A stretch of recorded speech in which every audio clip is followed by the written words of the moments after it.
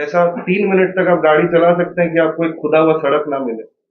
Colony, main road, गली, कहीं भी आप एक हफ्ता के अंदर अंदर पहला दिन सड़क बनाते हैं, चौथे दिन उसको खोदते हैं और फिर सातवें दिन उसको मिट्टी से भर के छोड़ देते हैं।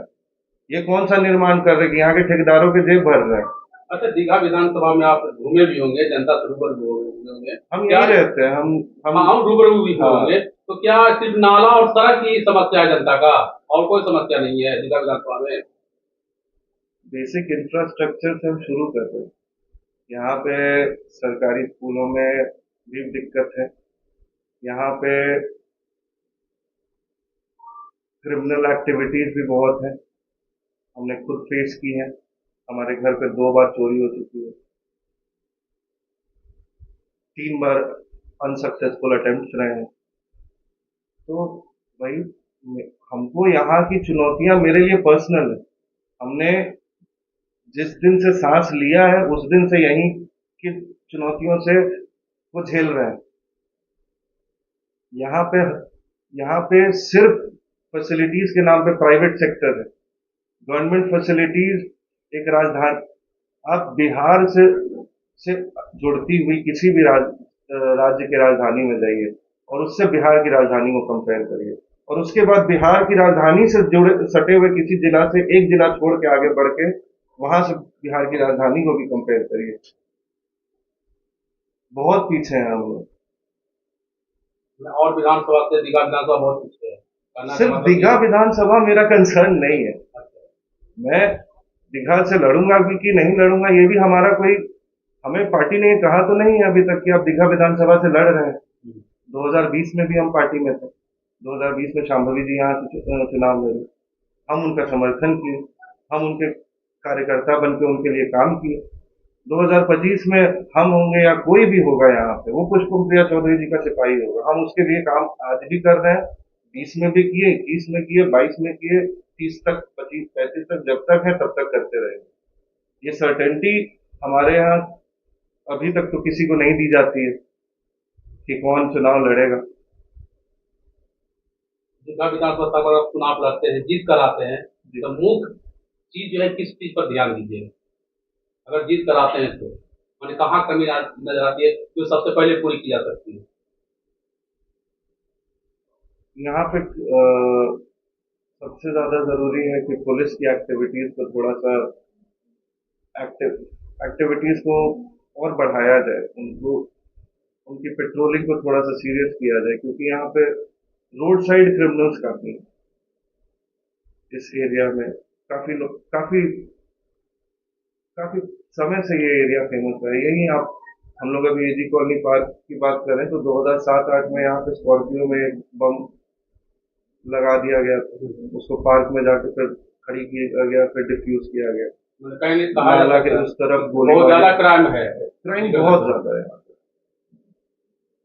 और क्राइम मतलब चेन छीनने से लेके गोली मारने तक, छोटे से लेके बड़े लेवल तक चोरी घर के अंदर हो रही है, चोरी सड़क पे चल रही महिलाओं के साथ हो रही। ये बेरोजगारी तो बिहार को क्राइम की तरफ धकेल ही रही है, लेकिन यहाँ पे क्योंकि ये आपका कैपिटल है, आपको यहाँ इस डिस्ट्रिक्ट को तो सेफ रखना चाहिए। कुछ दिन पहले यहाँ पे लोग शिकायत किया और देखा भी गया था कि घरों पर बुलडोजर चल रहे थे, तो वैसे लोगों को क्या कहिएगा, क्या कीजिएगा उनके लोगों के लिए? आप नेपाली नगर के लोगों की बात कर रहे हैं, नेपाली नगर और महावीर नगर ये साइड कोर्ट का क्लियर डायरेक्शन आ गया कि आप किसी के घर को नहीं तोड़ सकते। घर बनने की इजाजत जब दी गई है तो सरकार ने उसकी रजिस्ट्री एक्सेप्ट की है। जब आपके पास सारा डेटा आ रहा था कि वो जमीन की सेल परचेज कंटिन्यूसली हो रही है, उस समय आपको एक्शन लेना चाहिए था। आप प्रोएक्टिव एक्शन पहले ले लेते तो शायद किसी का नुकसान नहीं होता। हमसे 4 घर आगे मास्टर साहब रहते थे रेंट पे, उन्होंने अपने जीवन भर की कमाई लगा के 50 लाख 60 लाख जो था उनके पास सब लगा के एक घर बनाया था। उनका घर गृह प्रवेश के अगले दिन तोड़ दिया मान गया। लीजिए अब घरे टूट गए, कोर्ट के ऑर्डर के भी खिलाफ हैं, उन लोगों के क्या कीजिएगा? सरकारी मुआवजा होना चाहिए। कोर्ट में ही ये चीज डायरेक्ट करनी चाहिए। यहाँ के लोगों के साथ मिलकर वहां पे जाकर यहाँ के लोगों को कोर्ट का दरवाजा एक बार खटखटाना चाहिए, मुआवजे के लिए। आपकी पार्टी में राष्ट्रीय अध्यक्ष मुख्यमंत्री पद के दावेदार हैं, वहीं चिराग पासवान केंद्र की राजनीति छोड़ के बिहार आने की बात कर रहे हैं। उनके कार्यकर्ता भी मांग कर रहे हैं कि मुख्यमंत्री चिराग पासवान ही बनेंगे। तो कैसे देखते हैं, क्या करिएगा? उनके कार्यकर्ता कह रहे हैं, हमारी नेता कह रही है, यही फर्क है। हमारी नेता का विजन क्लियर है। चिराग पासवान भी तो केंद्र की राजनीति छोड़ के मंत्री पद छोड़ के बिहार आ रहे हैं, और उनके भी लगभग 6 सांसद हैं, तो वो भी तो 5 सांसद हैं उनके। तो बिहार में राजनीति में मतलब अभी बीजेपी के पास भी कोई मुख्यमंत्री फेस नहीं है, वो चिराग पासवान को प्रमोट कर रही है। आपकी कॉम्पिटिशन तेजस्वी यादव या चिराग पासवान या कोई और? हमारी कंपटीशन इंडीड इन लोगों के साथ है। हमारी नेता भी लोकप्रिय है, और नो डाउट ये दोनों भी लोकप्रिय नेता है। इन्होंने काफी नाम कमाया है, अपनी मेहनत से कमाया है, जनता के बीच अपनी लोकप्रियता बनाई। तीनों में एक चीज कॉमन है, ये तीनों किसी ना किसी मंत्री के ही पुत्र पुत्री रहे हैं। उत्तम कुमार चौधरी भी बड़े नेता की ही पुत्री रही हैं, चिराग पासवान भी रामविलास पासवान के पुत्र रहे हैं, लालू तेजस्वी यादव भी लालू प्रसाद यादव के पुत्र रहे हैं। इनमें बेहतर विकल्प जनता किसको देख रही है? बेहतर विकल्प वही जिसने अपना रास्ता खुद बनाया और खुद चुना। देश में बड़ा हादसा हो गया, लेकिन बीजेपी पोस्ट करती है जाति पूछी नहीं, धर्म मार दी गोली। क्या कहिएगा? बीजेपी आईटी सेल काफी एक्टिव है, वो न्यूज के पहले ही न्यूज बना सकते हैं। एक मुस्लिम की उसमें हत्या हो गई थी, जी। और बीजेपी के नेता हैं मनीष कश्यप, वो साफ तौर पर कहते हैं कि वो नेता डर के मारे अपना नाम, हिंदू वाला नाम बता दिया, इसलिए उसको मार दिया गया, क्योंकि जो भी आतंकवादी थे वो इंडियन आर्मी का ड्रेस पहने हुए थे। वहां पे एक लोकल की भी डेथ हुई है, लोकल मुस्लिम की भी डेथ टोल 28 है, 27 टूरिस्ट, 1 लोकल। हैदराबाद या बैंगलोर की एक मुस्लिम फैमिली के लोग भी का भी डेथ हुआ। ऐसा मानना कि ब्लेटेंटली वो सब रिलीजियस बेस्ड अटैक था, नहीं। वो अटैक भारत की धरती पे एक अटैक है। इसको धार्मिक या कोई और एंगल देना बिल्कुल गलत है।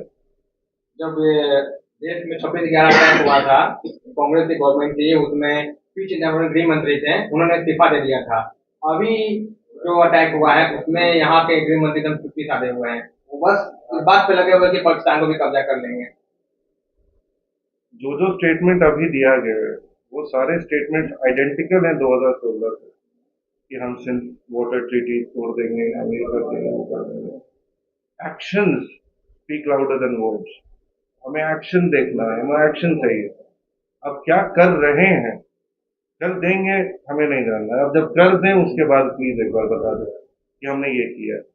और एक डिस्गाइज्ड अटैक नहीं चाहिए। क्या लगता है कि हम अमित शाह लोग को भी एक सेकंड, इस चीज को हम जवाब दे दें। हम लोग डिस्गाइज्ड अटैक एक टेररिस्ट टाइप अपने मिलिट्री को यूज करके नहीं करना चाहेंगे। वो डिमीन करता है एक मिलिट्री को। अगर आपको मिलिट्री का यूज करना है तो उसकी इज्जत रखते हुए मिलिट्री की तरफ यूज करें। आप जानते हैं कि किसके संरक्षण में वो रह रहे हैं, आप उनको तोड़े। अब बॉर्डर की लड़ाई बॉर्डर पे लड़े और वहां पे उनको सबक सिखाएं, क्योंकि तब यहाँ की जनता महफूज फील करेगी। तब हमें लगेगा कि हाँ आपने एक्शन लिया है।